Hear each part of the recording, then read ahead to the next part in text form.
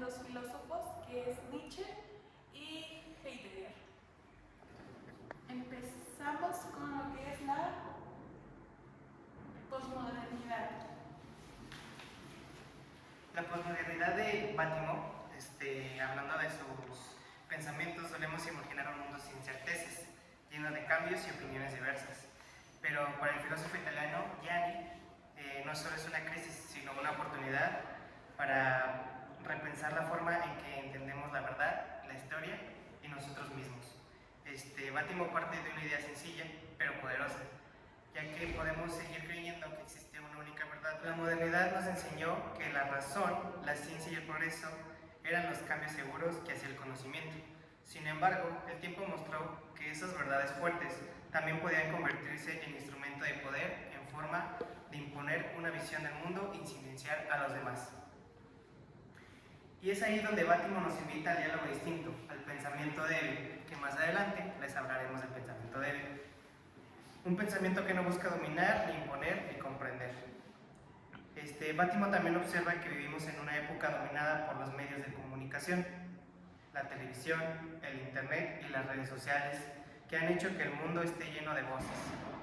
Ya no hay una autoridad única, sino para Bátimo no debilita el pensamiento, sino que lo democratiza. La posmodernidad se convierte en un espacio donde todas las voces pueden ser escuchadas y donde la verdad se construye a través del diálogo. Frente a este nuevo panorama, propone una ética de tolerancia. Si no hay una verdad absoluta, entonces debemos aprender a respetar las diferencias, a entender que el otro no está equivocado por pensar distinto. De una... Sí, no pasa nada. Es una manera de ser más comprensivos y responsables. No se trata de rendirse ante la confusión del mundo, sino abrazar su complejidad. En la posmodernidad, pensar débilmente es un acto de fortaleza. Es reconocer que lo más valioso no es tener la razón, sino saber escuchar, dialogar y construir juntos. Como dice Bátimo, la verdad ya no se impone, se conversa, y quizás sea la mayor enseñanza que la posmodernidad puede darnos. Que un mundo lleno de voces, la sabiduría está en la capacidad de interpretar y convivir.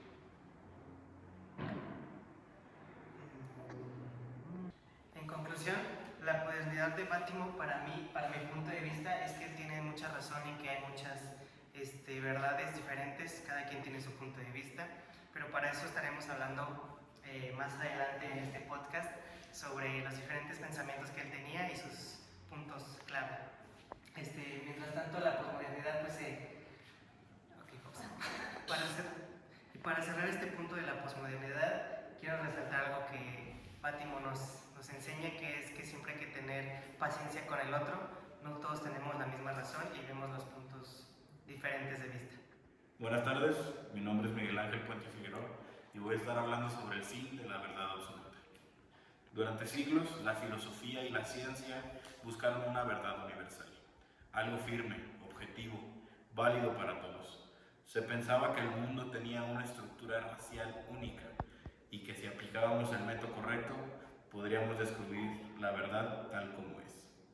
A partir del siglo XX, pensadores como Heidegger, Gadamer y especialmente Gianni Bátimo, que es el que estamos hablando, esa idea empezó a ser cuestionada. Bátimo plantea que en el mundo contemporáneo ya no podemos hablar de una sola verdad, porque vivimos rodeados de interpretaciones, distintos medios, culturas, religiones, lenguajes, ideologías. Todos ofrecen visiones diferentes de la realidad. Así nace la idea del fin de la verdad absoluta. No significa que ya no haya verdad, sino que ya no existe una verdad única, superior o definitiva.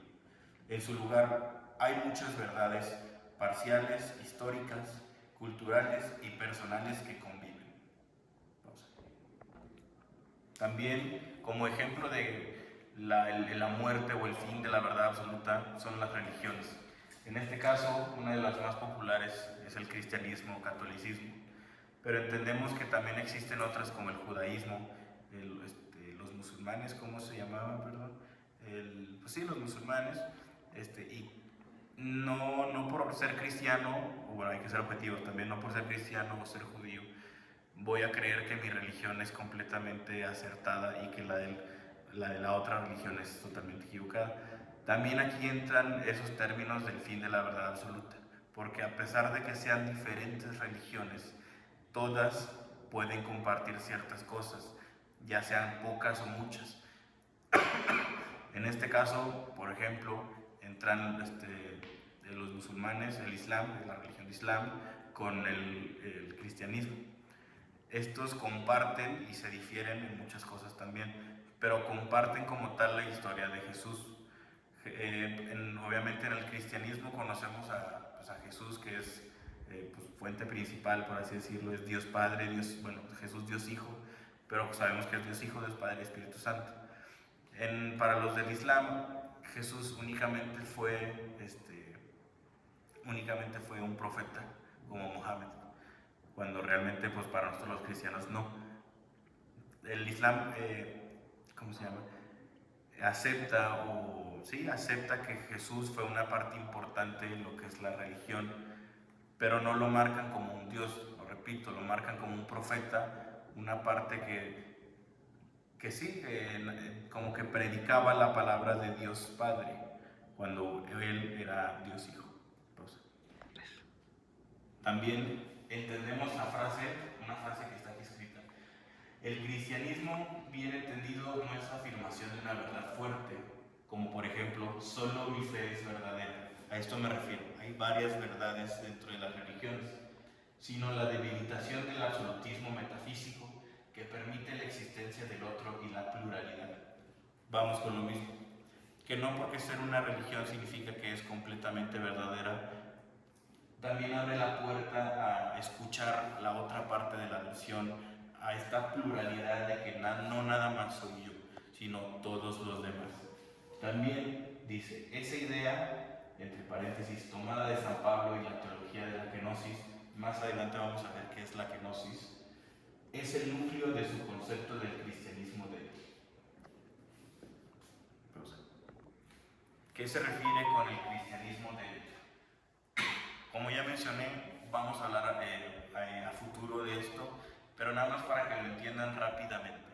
El cristianismo débil, para empezar, muchos ven como débil algo malo, algo negativo.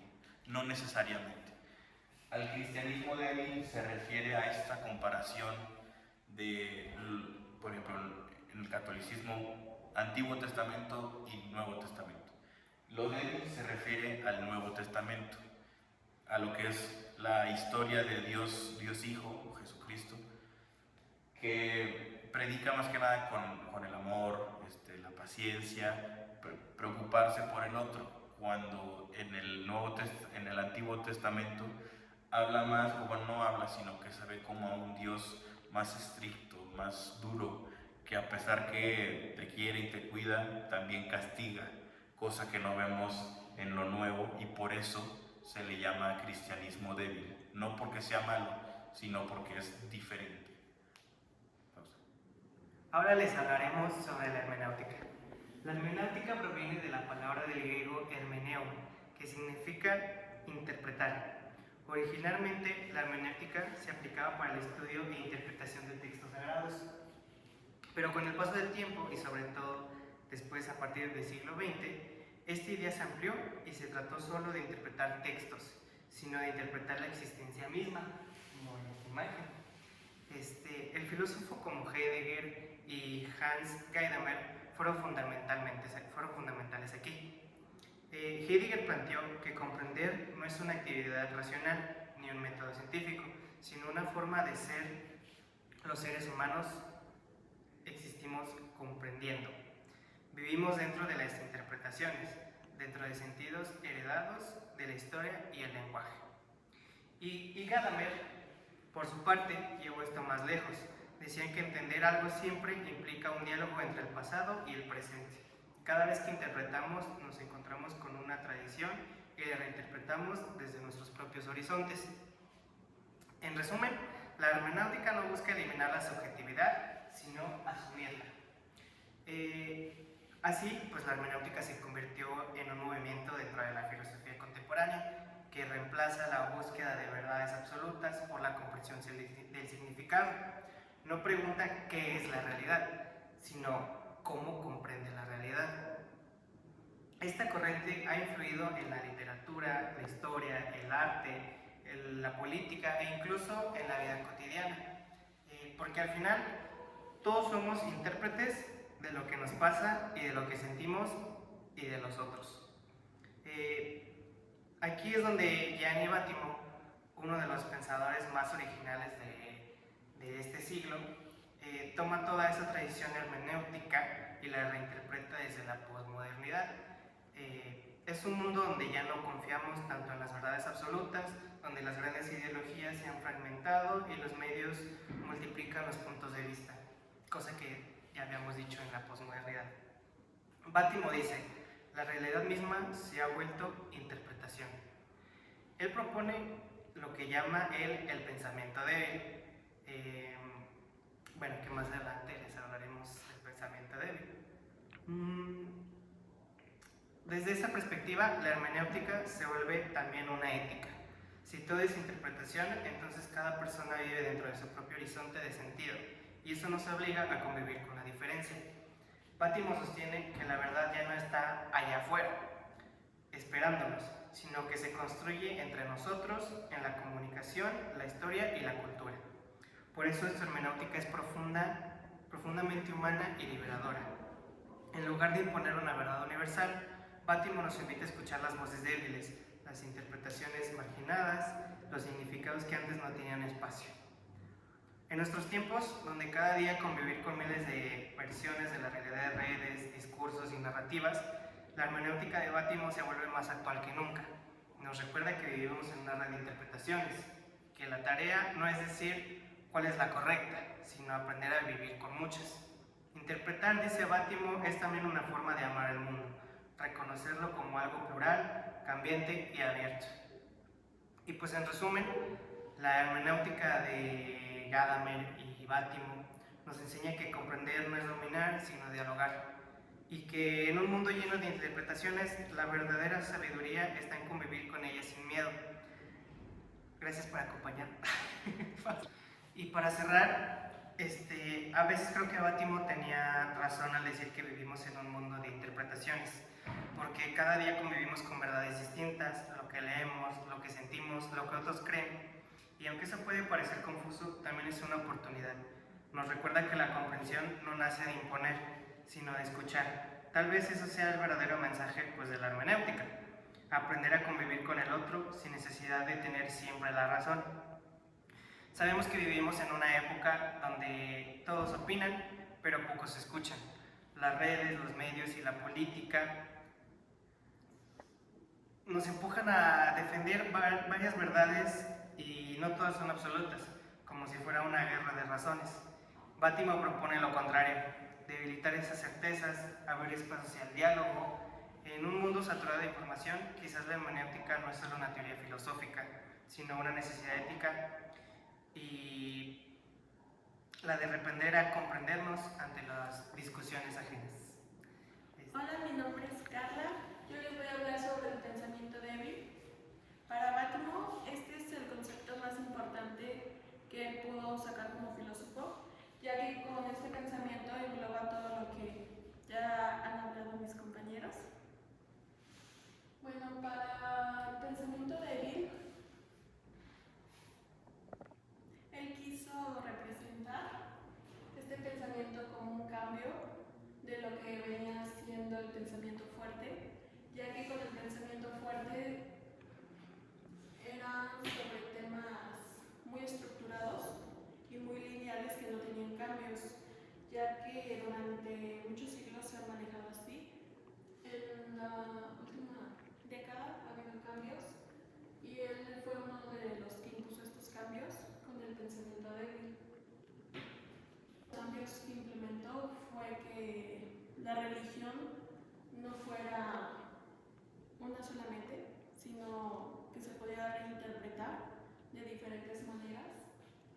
Otra de ellas fue la política, que solamente se aceptaban hombres, ahora también cabe espacio para mujeres. También sobre quién ponía los pensamientos que se tenían antes. Antes solamente lo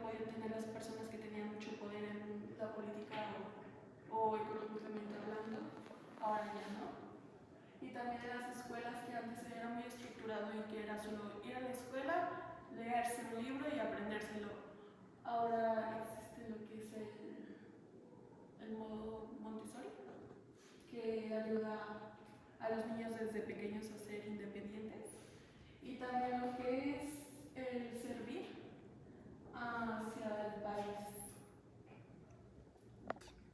Bueno, Benimo también se inspiró en los dos filósofos que antes ya había mencionado, que uno de ellos es Heidegger, que él decía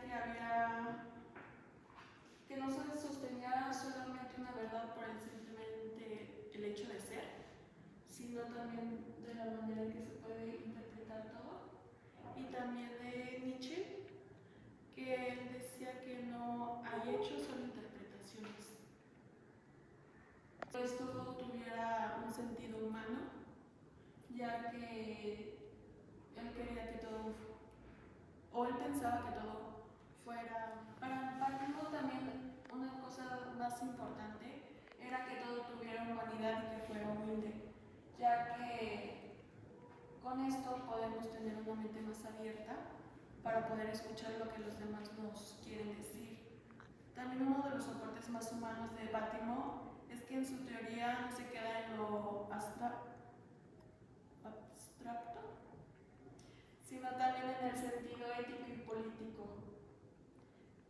Si aceptamos que no hay solo una verdad, entonces nadie tiene el derecho como de imponer sus verdades ante los demás.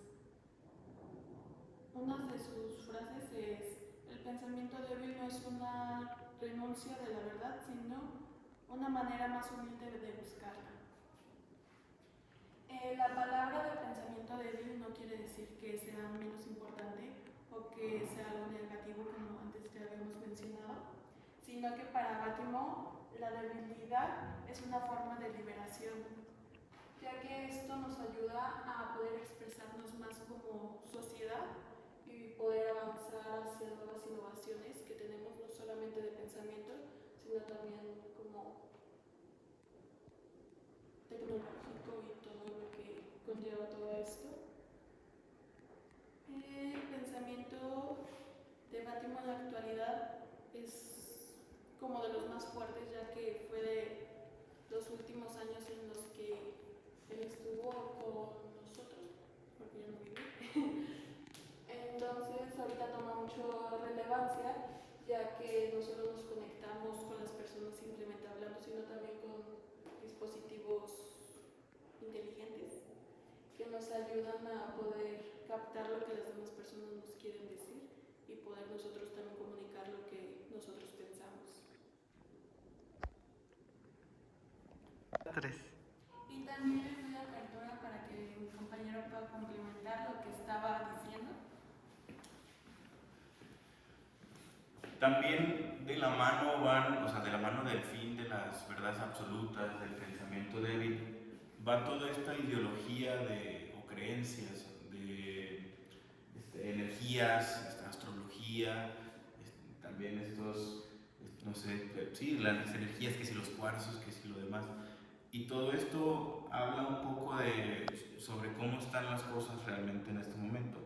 Que uno, o sea, en el aspecto de la ideología débil o pensamiento débil, que uno a veces no busca en ciertas cosas como información o sentirse un poco mejor acerca de ciertos temas, por ejemplo, no sé, las energías, en los cuarzos. Yo personalmente no creo, pero sí está muy manejado esta libertad de lo débil que va también de la mano de lo líquido, que los cuarzos me van a proteger de las energías malas, o también la astrología, que como soy Aries voy a ser tal, como soy Capricornio voy a ser tal. Entonces esto va de la mano que realmente, o sea, esto también habla un poco de que van como de individualidades estos temas, que uno busca la satisfacción principal o única cuando realmente se tendría que buscar, como mencioné antes, la pluralidad. O sea, buscar un poco la verdad de un poquito de todo, o sea, un poquito de lo mío, de lo tuyo, y así poder formar algo un poco, una cimentación un poco más fuerte, más rígida. Y ya para finalizar este tema, vuelvo a abrir el espacio para mi compañera Carla. Bueno, como antes mencionó mi compañero sobre la pluralidad,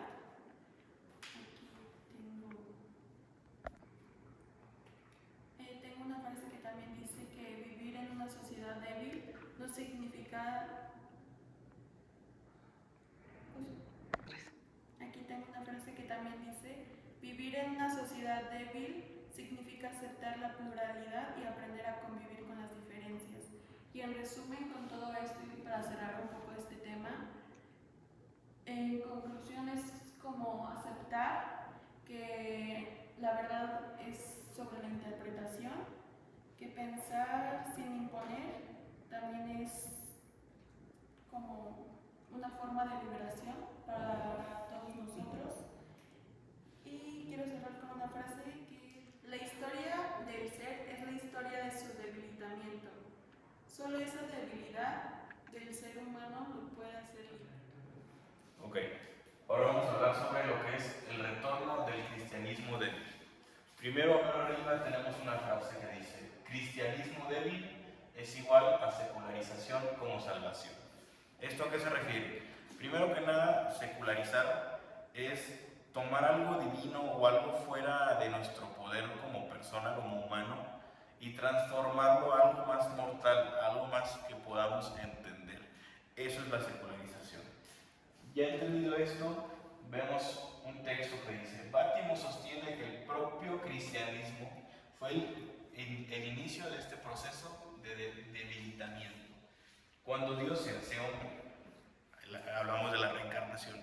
Esto habla de la palabra secularizar, cómo Dios Padre se convierte en Dios Hijo, algo divino, algo que no es algo mayor que nosotros, se convierte a algo humano, algo para que lo podamos entender. Eso es secularizar. También dice, renuncia a su poder absoluto y se debilita, entre comillas, ahorita lo explico, por amor a la humanidad.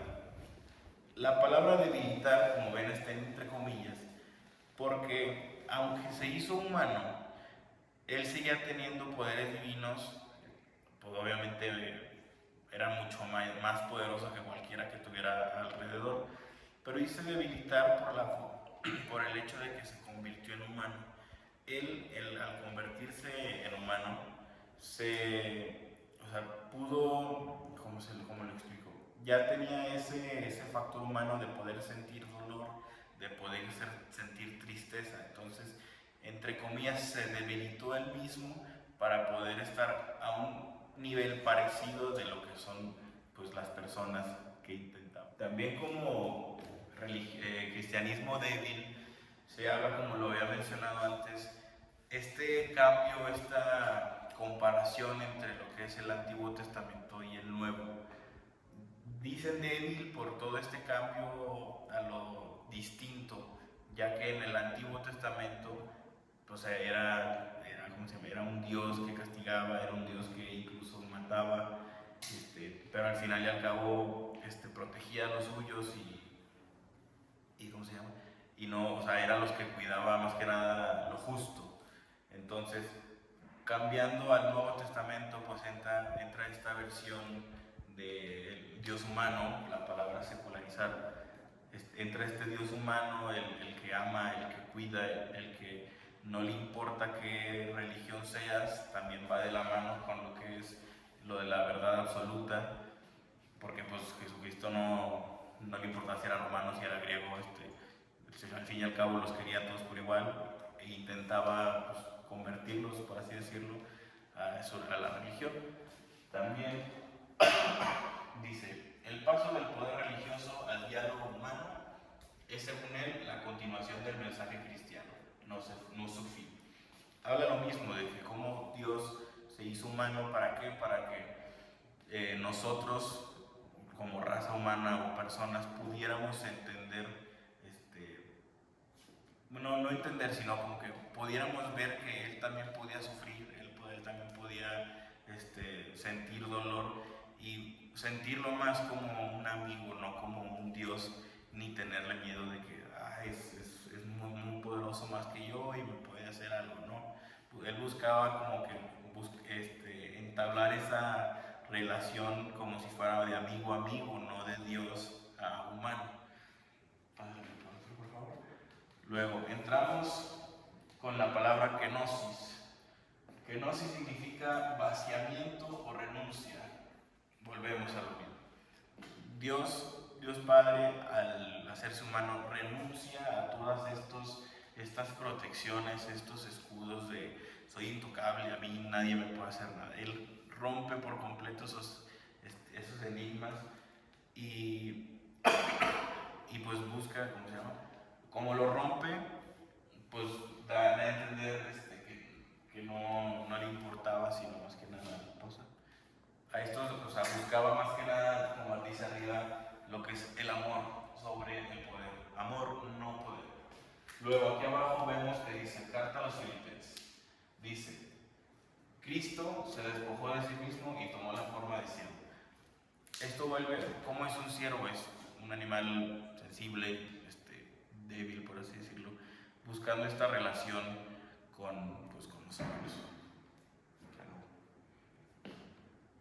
A continuación está el papel de los medios de comunicación.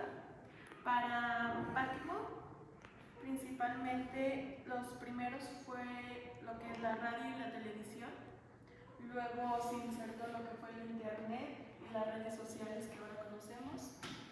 Esto cambió radicalmente la manera en la que se comunicaban las cosas hacia la sociedad, porque antes solamente se comunicaba con una sola voz, que era quien tuviera más poder, en este caso era la iglesia, la ciencia y el Estado, que es lo del gobierno. Y pues con todo esto, pues solamente se creía lo que ellos decían y no lo que las personas quisiéramos interpretar, porque era solamente una realidad. Pero con la llegada de todos estos medios, pues todo esto cambió, ya que debilitaron la realidad y el pensamiento fuerte. Y con esto se tuvo una ruptura de la única voz que se tenía, como ya dije, y vieron una oportunidad para que la humanidad pudiera ver el mundo desde distintos ángulos, ya que todas las personas, como ya habíamos dicho antes, podemos expresar nuestra opinión. Otra frase que decía Bátimo era que los medios no nos acercaban a la verdad, sino que nos acercaba a las posibles interpretaciones de las personas. También se puede como asemejar esto a lo que es un espejo roto, ya que los fragmentos del espejo son las realidades que cada persona quiere interpretar. Puede ser la religión, puede ser la cultura, puede ser la historia del país, o porque no fue lo mismo lo que vivió una persona como otra, que ya habíamos dicho. También la comunicación en sí, ya que con esto nos puede llevar a conocernos también nosotros como personas, ya que podemos apreciar lo que la otra persona está diciendo y nosotros lo podemos escuchar y podemos conectar más con este tipo de personas. Algo que también nos pasó en la actualidad, por ejemplo, fue la pandemia, que nos ayudó a conectar como sociedad, ya que podíamos saber lo que estaba pasando del otro lado del mundo, que pues años atrás no se podía. Y con todo esto, pues son las innovaciones que nos trajo Bátimo a esta sociedad actual. Él falleció en 2023. Y esto fue todo. Muchas gracias por escucharnos. Nosotros fuimos los